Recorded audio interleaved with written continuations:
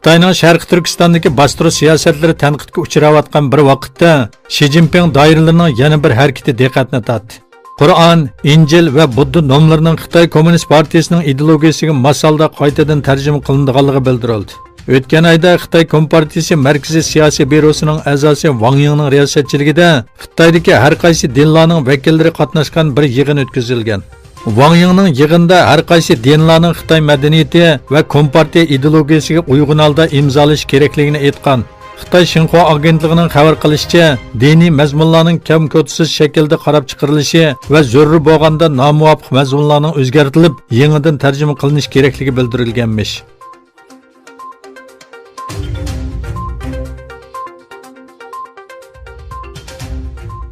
Yaponiya Bosh ministri Abe Shinzo Xitoyning Chengdu shahrida o'tkazilgan va Osiyodagi 3 chong iqtisodiy kuch bo'lgan Xitoy, Yaponiya va Koreya rahbarlari qatnashgan yig'indan keyin bayonot e'lon qildi. Mayli 3 taraf shaklda bo'lsin yoki ayrim bo'lsin, dialoglarning davomlashtirilishi kerakligini aytgan Abe Shinzo Xitoy davlat raisi Shi Jinping bilan ko'rishganda Sharq Turkistondagi kishilik huquq tajovuzchiliklari masalasini o'tirg'i qo'yganligini bildirdi. U mundaq dedi: Janubiy Xitoy dengizi, Hong Kong va Uyg'ur avtonom rayonidagi kishilik huquq tajovuzchiliklari haqida suhbatlashdik. Texmi ko'p dialog bo'lishi lozim. Xitoy bosh ministri Li Keqiang, Yaponiya bosh ministri Abe Shinzo va Koreya prezidenti Moon Jae-in qatnashgan 3 taraf yig'inida Koreya yarim oroli masalasining dialog va diplomatiya yo'li orqali hal qilinishi kerakligini ta'kidladi.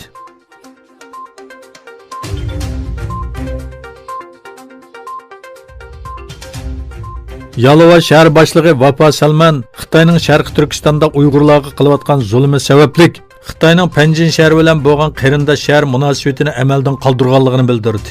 Shahar boshlig'i Salman, shahrimizning Xitoyning Panjin shahri bilan necha yil burun qurgan qarindosh shahar munosabati bor.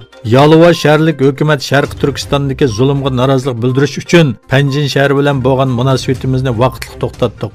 Sharoitlar yaxshilangacha ahvol mushundaq davomlashadi. Yana bir tarafdan Beshiktash qaymaqomi Önder Bakan topshirib olgan mukofotni Xitoy zulmi ostida Sharq Turkistonlik ayollar va bolalarga bag'ishladi. Shuning bilan birga Bandirma madaniyat markazida tugmagan zulm Sharq Turkiston nomli yig'in o'tkazildi. Ulug'tog' universiteti qonun fakultetining boshlig'i professor doktor Mahmad Yujamo yig'inda so'z qildi.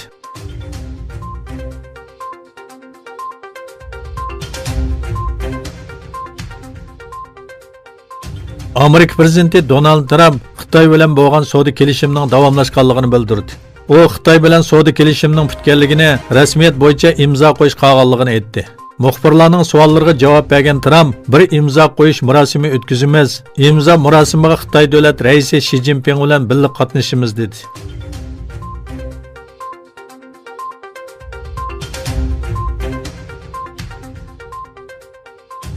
İslam Hamkorlik Tashkiloti Hindistondagi musulmonlar va ularga tava diniy o'rinlarning qo'g'dilishi kerakligi haqida chaqiriq qildi. İslam Hamkorlik Tashkiloti tarafidan e'lon qilingan yozma bayonotda tashkilotning Hindistondagi musulmonlarga munosabatlik ahvollarning taraqqiyotiga ko'ngil bo'lib kelayotganligi, fuqarolik huquqlari va Babri masjidiga aloqador voqealardan andisha his qilganligi bildirildi. Hindistonda 2014-yili 31-dekabrdan buyon kelgan g'ayri-musulmonlarga grajdanlik huquqi beriladigan, lekin musulmonlarga bu xil huquq berilmagan qonun loyihasiga qarshi 9-dekabrdan buyon namoyishlar davomlashmoqda.